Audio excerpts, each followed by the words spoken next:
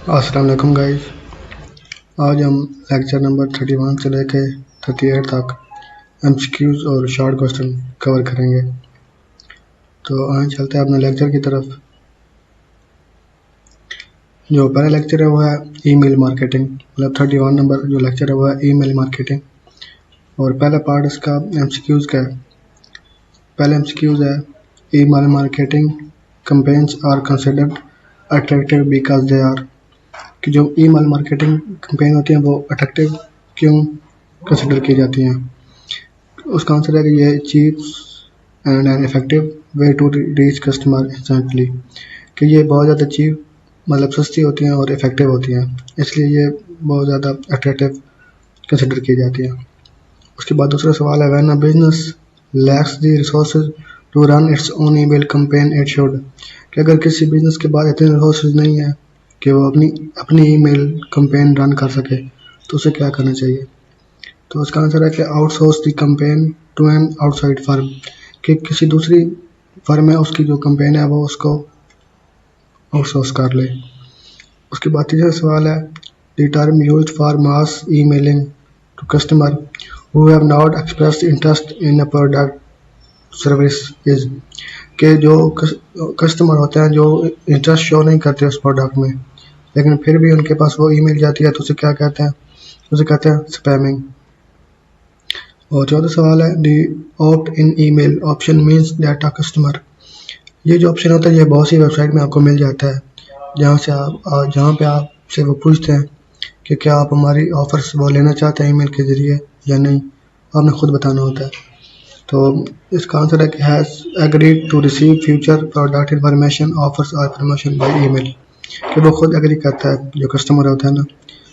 उसके बाद पाँचवा सवाल है earning free air miles from a partner airline after purchasing goods from an online business up to a certain value is an example of frequent flyer miles promotion. यह है कि कोई airline अगर किसी ऑनलाइन बिजनेस के साथ वो कर रही होती है इराहा कर रही होती है तो वो उससे परचेज करने पे आपको कुछ माइल्स फ्री सफ़र देती है। जैसे दूसरी वेबसाइट कुछ पॉइंट्स देती है ना फ्री में, जैसे दराज पे फ्री कोइन मिलते हैं, इस तरह ये फ्री माइल्स मिलते हैं इसमें। उसके बाद है allowing customer to download and use software free for a limited period before buying is an example of, कि जो कस्टमर को फ्री सॉफ्टवेयर को जैसे के लिए यूज़ कर दिया जाता है उसको क्या कहते हैं, उसका आंसर है फ्री ट्रायल्स। उसके बाद सातवां सवाल है web pages banners ads are best describe as, कि इनको बेस्ट डिस्क्राइब कैसे किया जाता है। ये स्मॉल बिल बोर्ड्स होते हैं जो ग्राफिक्स और एडवर्टाइजिंग मैसेज जिन पे होता है और ये उस वेबसाइट पे शो हो रहे होते हैं। ये किस्म का छोटा बिल बोर्ड होता है जो वेब पेज बैनर होता है। उसके बाद है इन दी पे पर performance advertising payment mode pay per click means the host is paid, इसका answer according to the number of clicks received on the ad, कि जितनी ज़्यादा ऐड पे क्लिक होगी इतने ज़्यादा उसको पे किया जाएगा। उसके बाद 9 नंबर सवाल है वेबकास्टिंग रेफर टू, कि वेबकास्टिंग क्या है, internet based broadcasting of audio and video content, कि जो वेबसाइट वगैरह पे आप ऑडियो या वीडियो कंटेंट देखते हैं एडवर्टाइजमेंट का उसको बोलते हैं वेबकास्टिंग। उसके बाद 10 नंबर क्वेश्चन है which of the following is not listed as a mode of disseminating information under e business public relation, इसका आंसर है स्टॉक एक्सचेंज लिस्टिंग। के बाद शॉर्ट क्वेश्चन है, जो पहला शॉर्ट क्वेश्चन है वो है explain the concept of spamming and the opt in email option and how they differ, कि स्पैमिंग और ऑप्ट इन ईमेल में क्या फ़र्क है। तो स्पैमिंग जो होती है वो किसी कस्टमर जो उस प्रोडक्ट में इंटरेस्टेड नहीं होता उसको भेजी जाती है ऐसी ईमेल, उसको स्पैमिंग बोलते हैं। और जो ऑप्ट इन ईमेल है वो ये है कि वेबसाइट पे आपने देखा होगा कि आप खुद सेलेक्ट कर सकते हैं, वो आपसे पूछते हैं कि क्या आप हमारी ऑफर्स लेना चाहते हैं ईमेल के जरिए, तो कस्टमर खुद एग्री करता है तो उसको बोलते हैं ऑप्ट इन ईमेल ऑप्शन। इन दोनों में यह फ़र्क है। और उसके बाद दूसरा सवाल है list and briefly explain any for popular E business promotion models. तो ये पहला है फ्रीक्वेंट फ्लायर माइल्स, दूसरा है पॉइंट बेस्ड रिवार्ड, तीसरा है फ्री ट्रायल्स और चौथा डिस्काउंट्स। ये आपने खुद पढ़ लेना है इनकी डिटेल। उसके बाद तीसरा सवाल है explain banner advertising and the difference mode of payment use for it. Banner advertising क्या होती है? Web page banners ads are small billboards like graphics with an advertising message placed on popular web page. कि जो website पे आप pages देखते हैं ना, उनको बोलते हैं बैनर एडवर्टाइजमेंट। और इसमें पेमेंट के कौन कौन से मेथड हैं? उसमें मंथली चार्ज हो सकता है, उसके अलावा कॉस्ट पर 1000 होता है, उसके बाद कॉस्ट पर पे पर क्लिक होता है। ये इसके 3 मेथड होते हैं पेमेंट के। उसके बाद lecture number 32 customer relation management CRM। इसके MCQs है the sum total of a company customer services solution is refer to as. ये जो कस्टमर रिलेटेड जितनी भी सर्विस होती हैं उन सबको मिला के क्या बोला जाता है? उनको बोला जाता है कस्टमर रिलेशनशिप मैनेजमेंट। उसके बाद है मतलब ये कस्टमर रिलेशनशिप मैनेजमेंट की डेफिनेशन है। डेफिनेशन अगर आ जाएगी कस्टमर रिलेशनशिप मैनेजमेंट की तो आप उधर ये लिख सकते हैं। उसके बाद है which 3 tools are identified in the lecture to improve customer service under CRM। कि कस्टमर रिलेशनशिप को कैसे इम्प्रूव किया जाता है, कौन से टूल हैं? तो इसका आंसर है log files analysis, cookies and data mining. उसके बाद तीसरा सवाल है log files store on a web server mainly consist of data generated by. कि लॉग फाइल्स जो है वो किस डेटा पे से जनरेट की जाती हैं? तो आंसर है site visit including visitor location, IP address, time and frequency of visits. ये सारी चीज़ें जो लॉग फाइल्स में स्टोर होती हैं। उसके बाद है the 5 stages of customer loyalty in order of increasing intensity before decline are. कि जो कस्टमर लॉयल्टी की जो 5 स्टेजेस हैं वो कौन सी हैं? तो पहली अवेयरनेस, दूसरी है एक्सप्लोरेशन, तीसरी है फेमिलियरिटी, चौथी है कमिटमेंट और पांचवी है सेपरेशन। ये शॉर्ट कस्टमर बन सकता है वैसे। उसके बाद पांचवा सवाल है eight which stage of customer loyalty cycle have customer completed several transaction and know the company refund and privacy policy. कि किस स्टेज में वो कस्टमर इस काबिल हो जाता है कि उसे ये सारी चीज़ें पता होती हैं? वो होता है फेमिलियरिटी, कि वो फेमिलियर होता है उसके साथ, ऑर्गेनाइजेशन के साथ। उसके बाद छठा सवाल है loyal customers who often tell others about their satisfaction with the company product are said to be an. वो कस्टमर्स जो दूसरों को बता रहे होते हैं उस प्रोडक्ट के बारे में, वो क्या होता है कमिटमेंट स्टेज पे उस तक साथ तक पहुंच जाते हैं कस्टमर्स। उसके बाद सातवां सवाल है using the 5 customer loyalty stage to create customer group is called. कि जो 5 स्टेज ऊपर बताई गए हैं उनको यूज करके कस्टमर का ग्रुप बनाने को क्या कहते हैं? इसको कहते हैं कस्टमर लाइफ साइकिल सेगमेंटेशन। उसके बाद 8वां सवाल है a key difference between B2C business to customer and B2B business to business marketing highlighted in the lecture is that कि business to customer और business to business जो difference है marketing का वो क्या है? तो वो है in B2B there is no direct contact with end users, जबकि B2C में जो वो डायरेक्ट कॉन्टैक्ट होता है एंड यूज़र के साथ। उसके बाद है सवाल a search engine is best described as a program that।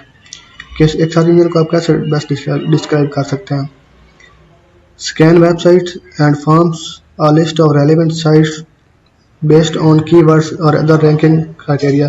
कि आप जो भी कीवर्ड यूज़ करते हैं एक सर्च इंजन जैसे क्रोम हो गया तो वो आपके कीवर्ड के मुताबिक जो जो वेबसाइट है उसको मिलती हैं वो आपको शो करवाता है। उसके बाद है cookies are primarily use in CRM2। किस कस्टमर रिलेशन मैनेजमेंट में कुकीज़ क्यों यूज़ होती हैं?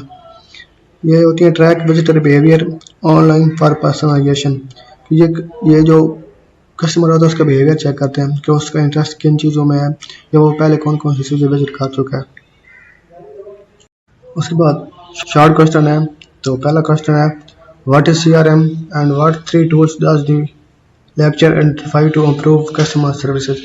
कि CRM क्या कौन से टूल जो हैं वो उसको इम्प्रूव कर सकते हैं? तो पहले CRM की डेफिनेशन बताई गया है जो कि हमने MCQs में भी पढ़ी है। CRM is the sum of company customer services solution. It provides fast and effective service to customer and ensure corrective measures and readily in place. It include call handling, sales tracking, and transaction support, and whether or not a business needs CRM. उसके बाद जो उसकी तीन वो बताई गई हैं tools वो है log files analysis, cookies and data mining. Log files analysis क्या होता है? Log files record data needed by each site visit, including a visitor location, IP address, time of visits, and frequency of visits. ये बहुत सारी चीज़ें record करती है कि कस्टमर क्या क्या चीज़ें विजिट कर रहा है। उसके बाद कुकीज़ और डेटा माइनिंग क्या होता है? Cookies allow e-commerce sites to record visitor behavior so it can be used for tracking customer online and personalization, while data mining techniques are used to identify customer behavior pattern for targeted marketing. उसके बाद दूसरा सवाल है explain the 5 stages of customer loyalty describe in the lecture, कि जो बताई गई हैं 5 कस्टमर लॉयल्टी की स्टेजेस वो बताएं। तो पहली है अवेयरनेस, कि सबसे पहले वो कस्टमर जो है अवेयर होता है उस प्रोडक्ट के बारे में। उसके बाद एक्सप्लोरेशन, उसके बाद एक्सप्लोरेशन में आता है कि वो थोड़ा और जानता है प्रोडक्ट के बारे में। उसके बाद फेमिलियरिटी क्या है कि जब वो परचेज करता है उस चीज़ को यूज़ करता है तो फिर वो फेमिलियर हो जाता है उस प्रोडक्ट के साथ। और चौथा कमिटमेंट, उसके बाद ये है कि वो दूसरे कस्टमर को बता रहा होता है इस प्रोडक्ट के बारे में, तो उसके बाद क्या है कमिटमेंट। उसके बाद है सेपरेशन, के और पांचवा है सेपरेशन, कि वो कंडीशन होती है जिसमें वो कस्टमर डिससेटिस्फाई हो जाता है प्रोडक्ट से, या कंपनी के लिए उस कस्टमर वो बहुत ज़्यादा कॉस्टली पड़ होता है, तो उसको बोलते हैं सेपरेशन। उसके बाद तीसरा सवाल है explain the key difference between B2C and B2B marketing on the web, कि वेबसाइट के ऊपर B2B और B2C मार्केटिंग में क्या फ़र्क है।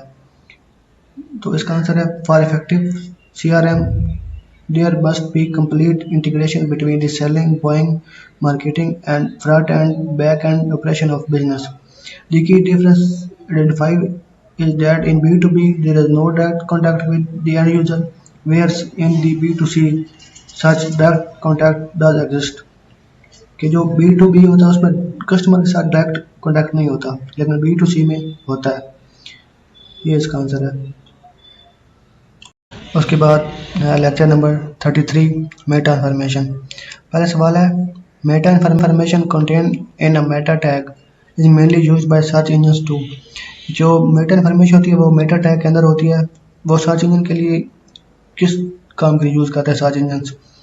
Locate and track the website based on keyword, कि जो आपका एसईओ होता है ना, मतलब आपकी वेबसाइट किस रैंक पे होगी सर्च इंजन में, वो आपके मेटा टैग की इंफॉर्मेशन से देख रहे होते हैं। उसके बाद many search engine rank site using a program that inspect the site before ranking card, कि जो बहुत से सर्च इंजन होते हैं वो एक प्रोग्राम यूज़ करते हैं जो वेबसाइट की रैंकिंग देता है। उसको क्या बोलते हैं? उसे बोलते हैं स्पाइडर। उसके बाद तीसरा सवाल है copying and misusing a computer meta information to falsely improve one own search ranking is legally known as the start of, कि अपने कंप्यूटेटर का मेटा इन्फॉर्मेशन यूज़ करना किस को क्या कहते हैं? उसको बोलते हैं पासिंग ऑफ। उसके बाद चौथा सवाल है farming a strategic union with another company business for mutual benefits और प्रॉफिट शेयरिंग इज कॉल्ड। उसको बोलते हैं पार्टनरिंग, कि किसी और कंपनी के साथ मिल के बिजनेस करने को। उसके बाद पांचवा सवाल है an affiliate program differ from a partnership because it. Affiliate program जो होता है उसमें उसका आंसर है an agreement where one party pays the other commission for a specified limited purpose customer action, के एक कंपनी जो दूसरी कंपनी को एडवर्टाइजिंग कर होती है तो वो उसको कमीशन दे रही होती है। एफिलिएट मार्केटिंग में ये होता है। और जो पार्टनरशिप होती है उसमें ये होता है कि ये दोनों 50-50 करते हैं जो भी उनको प्रॉफिट होता है। उसके बाद छठा सवाल है which of the following is not identified as one of the 3 key element of branding, कि ये जो नीचे ऑप्शन दिए गए हैं इनमें से कौन सा जो है ब्रांडिंग का एलिमेंट नहीं है? तो ये है मार्केट सेगमेंटेशन। ये जो बाकी 3 है ये ब्रांडिंग के एलिमेंट हैं, ये भी आपने देख लेना है, याद कर लेना। अगर ये वो कहते हैं कि ब्रांडिंग के एलिमेंट बता दे तो आपने ये 3 पहले बता देना है। और ये मार्केट सेगमेंटेशन ये इसका एलिमेंट नहीं है। उसके बाद 7वां सवाल है product differentiation in branding means के प्रोडक्ट डिफरेंशिएशन ब्रांडिंग में क्या है। तो इसका आंसर है clearly distinguish a product from a competitor product in some significant way, कि जो आपका कंपटीटर है उससे आपकी प्रोडक्ट क्लियरली तौर पे मुख्तलिफ होनी चाहिए ताकि जो कस्टमर है वो कंफ्यूज ना हो कि आपकी प्रोडक्ट कौन सी है और आपके कंपटीटर की कौन सी है। उसके बाद 8वां सवाल है on the web branding is normally created maintained using which type of appeal since the medium is largely controlled by the customer. तो इसका आंसर है रैशनल ब्रांडिंग। ये रैशनल ब्रांडिंग की डेफिनेशन है, ये आपने याद कर लेना है। उसके बाद है in global marketing a payment mechanism based on SET is generally considered. इसका आंसर है not compatible with the business environment of most third world countries। उसके बाद आंसर है क्वेश्चन है 10 number which of the following is essential for effective global marketing according to the lecture, कि effective global marketing के लिए क्या चीज़ जरूरी है। तो उसका आंसर है providing content in various language and price in various currencies। तब आप ग्लोबल मार्केटिंग कर सकते हैं। अगर आप सिर्फ एक लैंग्वेज यूज़ करेंगे या सिर्फ एक करेंसी यूज़ करेंगे तो वो सिर्फ आप अपनी कंट्री में कर सकते हैं। उसके बाद है short question explain Meta information and how it used in relation to search engines। Meta information contained in a meta tag in the head of an HTML page holds key information about a web page content. A business submits this data meta information to a search engines along with a registration fee, so the search engines can locate and track the site based on how well a searcher keyword match the record meta information and how frequently those words appear। के जो customer होता है वो अपनी Meta information और registration fees देता है search engine को, तो फिर वो उसके सर्च इंजन जो होते हैं वो उसकी मेटा इन्फॉर्मेशन के मुताबिक उसकी वेबसाइट को रैंकिंग देते हैं ताकि जो सर्चर है वो उसकी वेबसाइट को सर्च कर सके। दूसरा सवाल है differentiate between partnering and affiliate programming. ये ऊपर भी हमने MCQ में पढ़ा है लेकिन इधर दोबारा आप देख लें। Partnering means forming a strategic union with another company business for mutual benefits or profit sharing। के यूनियन होती है दूसरी कंपनी के साथ। Partner business provide complementary services product to each other customers। For example, a computer book seller linking with a computer seller and can also exchange technical research, customer information or outsource work to one another। उसके बाद दूसरी तरफ है an affiliate program in contrast is an agreement between two parties where one pays the other a commission based on a specific customer action. कि जो partnering होती है उसमें दोनों एक दूसरे की कस्टमर इन्फॉर्मेशन यूज़ करते हैं और दोनों 50-50 करते हैं प्रॉफिट। लेकिन जो एक एफिलिएट प्रोग्राम होता है उसमें जब एक कंपनी दूसरी कंपनी से कोई इन्फॉर्मेशन लेती है तो वो उसको पे करती है। उसके बाद explain the 3 element of branding identify in the lecture giving an example of each. कि ब्रांडिंग के आपने 3 एलिमेंट आइडेंटिफाई करने हैं। तो पहला है डिफरेंशिएशन, कि जो आपका प्रोडक्ट है वो जो आपके कंपटीटर है उनसे क्लियरली डिफरेंट होना चाहिए। उसके बाद दूसरा है relevance, this refer to how useful the product service actually is to the potential customer. For example very distinguished jewellery may be too costly for most people. के वो रेलेवेंस भी होनी चाहिए कि आपका कस्टमर उसे आसानी से यूज़ कर सके। ये नहीं कि आप अपनी प्रोडक्ट कंपटीटर से अलग तो कर रहे हैं लेकिन वो बहुत ज़्यादा कॉस्टली हो, तो इस वजह से भी आपका नुकसान हो जाएगा। उसके बाद है परसीव्ड वैल्यू, इसमें कि even a product that is both different and relevant will not be bought unless customer receive real value in it। For example, a restaurant unique dish that tastes good to most people may still be avoided due to the negative association such as high fat content।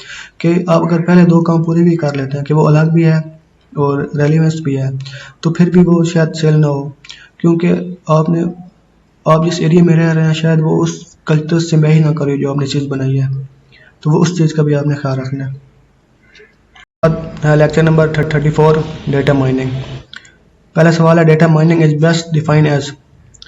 तो इसका answer है the task of discovering interesting pattern from large amount of data. कि बहुत बड़ा data होता है, उससे से आप पैटर्न निकाल लेते हैं कुछ, उसको बोलते हैं डेटा माइनिंग। उसके बाद दूसरा कुछ सवाल है, are this repository for the long term storage of data collected from multiple sources organised to support management decision making is called data warehouse. कि आपको डेटा स्टोर करना है और उससे फिर डिसीजन बनाने हैं, तो उसे क्या बोलते हैं, जिधर आप डेटा स्टोर करते हैं उसे बोलते हैं डेटा वेयर हाउस। उसके बाद तीसरा सवाल है, which of the following is not one of the step in the knowledge discovery process. कि नॉलेज डिस्कवरी प्रोसेस में जो कौन सा स्टेप है वो नहीं होता, तो ये है डिजिटल साइनिंग। बाकी ये जो तीन दिए गए हैं ये उसमें होते हैं, data cleaning, data integration, pattern evolution, ये नॉलेज डिस्कवरी प्रोसेस का हिस्सा है, डिजिटल साइनिंग उसका हिस्सा नहीं है। उसके बाद चौथा सवाल है, approximately what percentage of the total time in our knowledge discovery process is spent on preparing of data, cleaning, transformation, selection etc rather that mining itself। तो कितना टाइम उधर लगता है, वो होता है 80%। प्रोनाउंसिएशन का मेरा थोड़ा मसला है तो ये आपने इग्नोर करना है। उसके बाद है पांचवा सवाल, which of the following are the four main types of data mining discussed. के डेटा माइनिंग की चार मेन टाइप कौन सी है, तो इसमें इसका बी वाला आंसर ठीक है, क्लासिफिकेशन, एसोसिएशन, कैरेक्टराइजेशन, क्लस्टरिंग। उसके बाद छठा सवाल है, classification and association are describe as which type of data mining. के जो क्लासिफिकेशन और एसोसिएशन ये किस टाइप की डेटा माइनिंग है, तो ये है प्रेडिक्टिव टाइप। उसके बाद है, in classification mining the result are typically represented as if then rules, decision trees और न्यूरल नेटवर्क। इन तीन चीज़ों के जरिए जो है क्लासिफिकेशन माइनिंग का रिजल्ट शो किया जाता है। उसके बाद 8 नंबर सवाल, ये काफ़ी लंबा है, इस तरह के सवाल आते नहीं है लेकिन देख लेते हैं। In a classification example, if a model raise the probability of correctly reaching males from 50% to 65% and after actual application only 50% males are reached against a predicted 66% in test data, the efficiency of the model is calculated as approximately। ये calculation वाला बस है, ये आपने देख लेना 75.75% इसका answer है। उसके बाद है, normally a data mining classification model efficiency close to what percentage is considered a good value. 80% अगर उसकी वैल्यू उसके करीब होगी तो ये उसको अच्छा समझा जाएगा डेटा माइनिंग को, ये इंपॉर्टेंट है, ये आपने याद रखना है। उसके बाद है, in data cleaning if the age of a person is recorded as 1000 years the appropriate correction is to substitute in which an average reasonable age value. कि अगर डेटा क्लीनिंग के दौरान आपको पता चलता है कि एक आदमी की एज जो है वो आपके पास 1000 ईयर आ रही है, तो फिर आपने क्या करना है, तो आपने एक रीजनेबल एज लिखनी है जितनी एक्चुअल में होती है एज। उसके बाद शॉर्ट क्वेश्चन है, पहला सवाल है, what is data mining and how can it be applied in a business context, give an example. तो पहले हमने बताना है कि डेटा माइनिंग क्या है, उसके बाद बताना है कि ये बिजनेस कॉन्टेक्स्ट में कैसे अप्लाई किया जाता है। उसके बाद पहला तो इसका आंसर है, data mining is defined as the task of discovering interesting pattern from large amount of data where the data may be stored in database, data warehouse और other information repositories. It is has significant business application by identifying customer behavior pattern. Business can target customer more effectively with personalized marketing message। उसके बाद ये example नीचे दी गई है, आपने पढ़ लेनी है। उसके बाद दूसरा सवाल है, explain the steps involve in knowledge discovery process. Knowledge discovery process में जो स्टेप्स इन्वॉल्व हैं वो हमने बताने हैं। तो इसका आंसर है, the knowledge discovery process includes data cleaning, data integration, data selection, data transformation, data mining, pattern evolution and knowledge presentation. ये इसके स्टेप्स बताए गए हैं। उसके बाद नीचे एग्जांपल बताई गई है, ये आपने देख लेनी है। उसके बाद तीसरा सवाल है, explain the classification types of data mining with example of given in the lecture. उसके पहले सबसे पहले है कि क्लासिफिकेशन है क्या। Classification is a predictive type of data mining that produce a model labeling different samples into different classes which results typically represented as if then rules, decision trees और neural networks। किस तरह इसका result तीन चीज़ों के लिए जो display किया जाता है। उसके बाद ये नीचे काफ़ी कैलकुलेशन दी गई हैं, तो ये आपने देख लेनी है। उसके बाद है lecture number 35, confidence and support, association, characterization, clustering and OLAP. इसमें पहला सवाल है, in association mining confidence measures, कि कॉन्फिडेंस क्या मेजर करता है।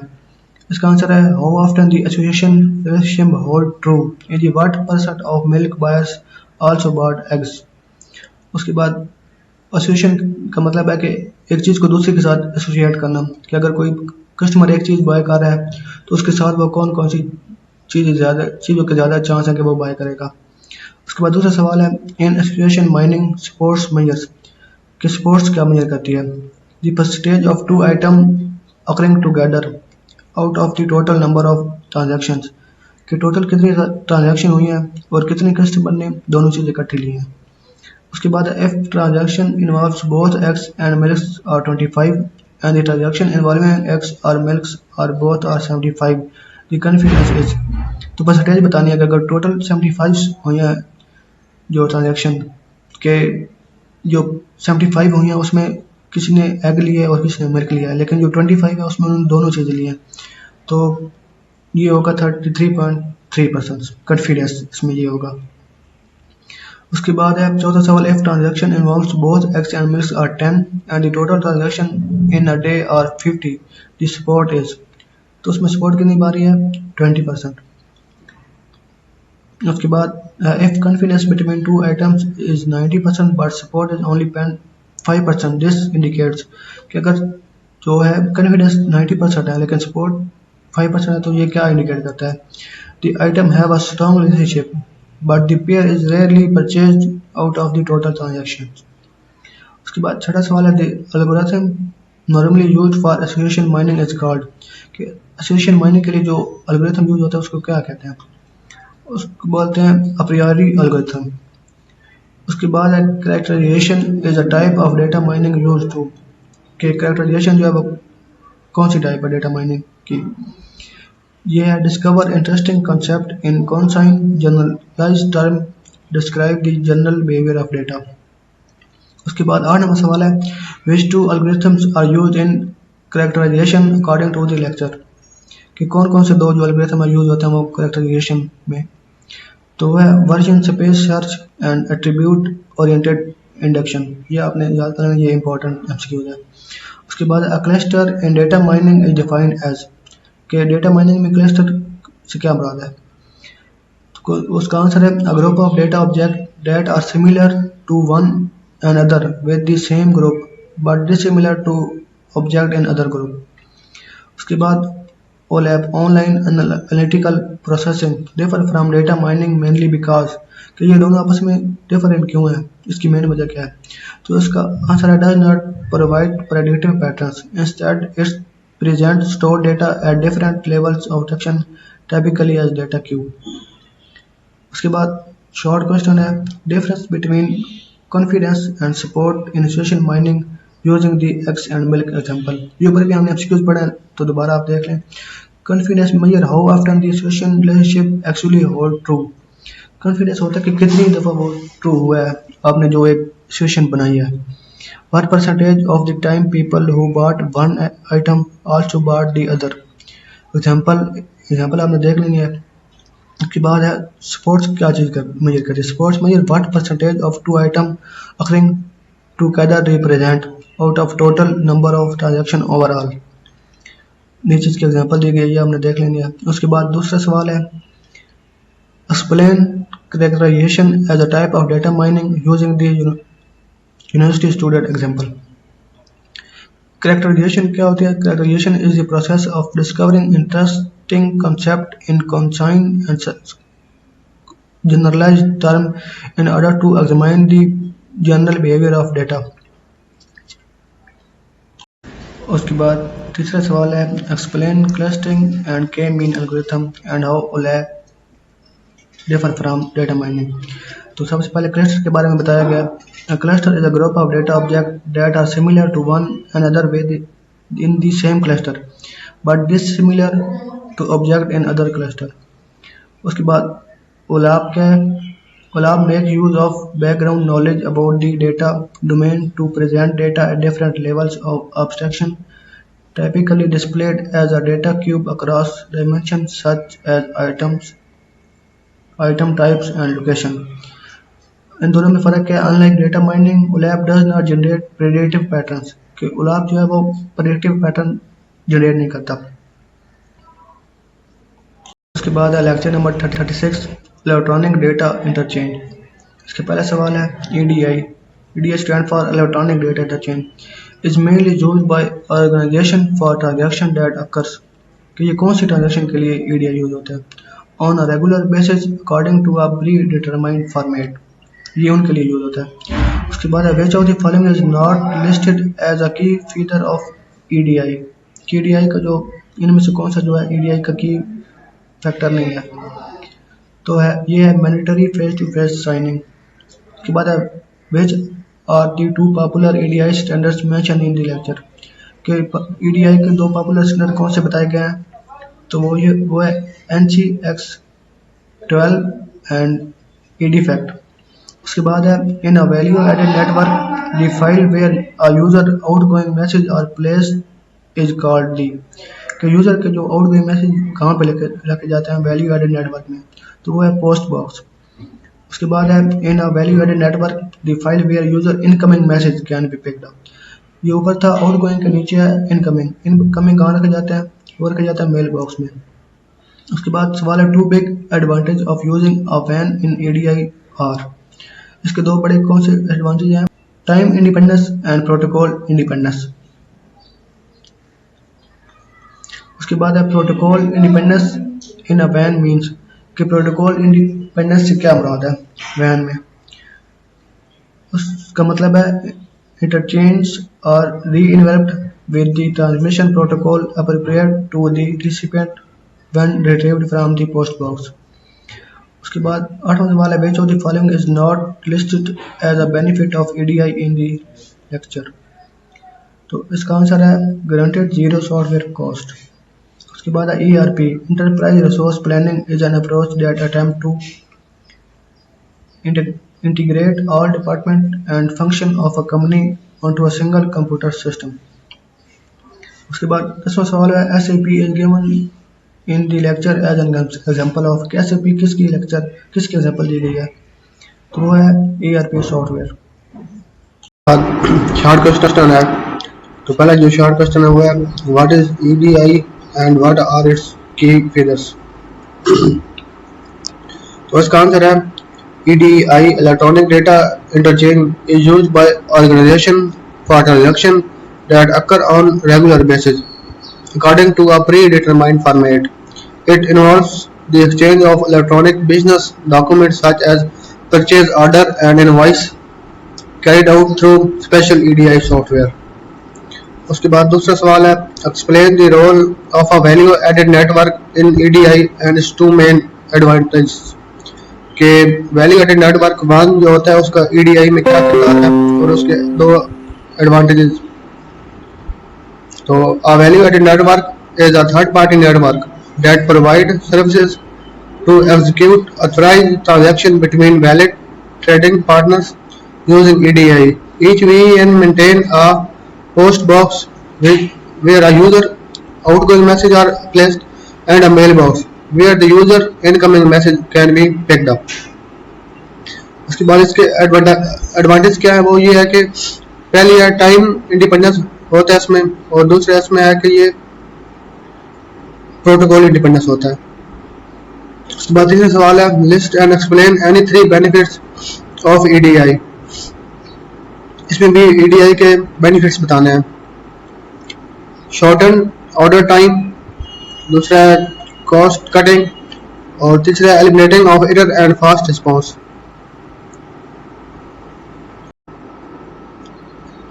उसके बाद lecture number 37 personal finance online. तो मल्टीपल चॉइस क्वेश्चन में है personal finance software such as Quicken और MS money allow a user to, कि ये दोनों सॉफ्टवेयर यूजर को क्या अलाउ करते हैं। Manage financial matters such as tax calculation and debugging in a customized manner। उसके बाद है the idea of value chains was introduced by Michael porter in his book, कि उसने कब ये इंट्रोड्यूस करवाया था। तो ये है कम्पिटिटिव एडवांटेज 1985, ये बुक का नाम था। उसके बाद है combination of a particular product, distribution channel and customer type is called. इन तीन चीजों को कम्बिनेशन को हम क्या कहते हैं? Strategic business unit. उसके बाद है which of the following is a primary activity in Porter value chain model. तो ये इसका आंसर है मार्केट एंड सेल। उसके बाद है which of the following is a support activity in Porter value chain model. तो इसका आंसर है टेक्नोलॉजी डेवलपमेंट। उसके बाद है the largest stream of activities into which a strategic business unit value chain is embedded across an entire industry is called by Porter as value system. उसके बाद है इन SWOT analysis examining what a business does well and its sense of purpose relate to identifying its strength. उसके बाद है in the Dell SWOT example, Dell identified an opportunity in the fact that customers were becoming more knowledgeable and could specify what they wanted without sales helps. उसके बाद है according to the lecture examine a value chain show that e-commerce can help a business in how many different ways, कि e-commerce कितने तरीकों से मदद कर सकता है बिजनेस की, तो वह 4। उसके बाद है in the wooden furniture industry value chain example which business unit purchase logs and process them into lumber, उसका शामिल। उसके बाद शॉर्ट क्वेश्चन है what is personal finance online and what can it be used for. Personal finance allow the management of financial matter in a customized manner. For example, tax calculation or financial budgeting can be done through dedicated personal finance software. ये जो इधर popular दो बताए गए software, एक है quicken और एक है MS मनी एंड एक तीसरा है मनी 2003। उसके बाद दूसरा सवाल है explain the concept of value chain and identify it primary activities. A value chain as introduced by Michael Porter in 1985 in his book Competitive Advantage is a way of organizing the activity that each strategic business unit undertake to design, produce, promote, market, deliver and support the product service itself. उसके बाद तीसरा सवाल है explain SWOT analysis and how it was used in Dell example. In SWOT analysis, an analyst first looks within the business unit to identify its strength and weakness, then examine the external environment in which it operates to identify opportunities and threats. कि सबसे पहले वो अंदर check करता है कि क्या weakness है और क्या स्ट्रेंथ है, और उसके बाद वो वेब बैक चेक करता है। उसके बाद है लेक्चर नंबर 38 सप्लाई चेन। पहला सवाल है supply chain is best defined as, मतलब सप्लाई चेन की डेफिनेशन क्या है? All the activities associated with flow and transaction of goods from raw material to the end user, इस सब को हम सप्लाई चेन कहते हैं। उसके बाद है which of the following correctly list the three parts into which a supply chain can be broken, कि ये कौन से तीन पार्ट है जिसमें उसको बांटा जा सकता है। एक है upstream, internal and downstream activities. In the milk processing example, the milkman who supply milk to the processing facility represent which type of activity, कि जो एक बंदा मिल्क प्रोवाइड करता है कंपनी को, वो क्या कौन सी एक्टिविटी प्रोवाइड करता है, तो वो करता है अपस्ट्रीम एक्टिविटी। उसके बाद है packaging and labelling of processed milk with in the processing facility represent which type of activity, तो इसका आंसर है इंटरनल एक्टिविटी। उसके बाद है distribution of package milk to store where customer purchase its represented which type of activity, कि जहाँ distribute किया जाता है वो कौन सी एक्टिविटी होती है, वो होती है downstream activity. The process of taking an activity role in working with suppliers to improve product and process is called supply chain management. उसके बाद है the probably only disadvantage of using internet technology in a supply chain is that it may कि internet को अगर use किया जाए तो उसका क्या डिसएडवांटेज हो सकता है। ओ तो इसका आंसर है समटाइम प्रूव कॉस्टली। उसके बाद है in the commercial aircraft manufacturing example after adopting EDI and internet technology in its supply chain the time to complete individual assemble process was reduced by कि वो कितना काम किया गया था, वो 50% काम हो गया था, उनका जो टाइम मतलब 50% टाइम बच गया था। उसके बाद the primary objective of a supply chain helping each company meet the need of consumer at the end of the chain is called ultimate consumer orientation. उसके बाद the three basic strategy for achieving competitive advantage identified in the lecture are cost leadership differentiation and focus.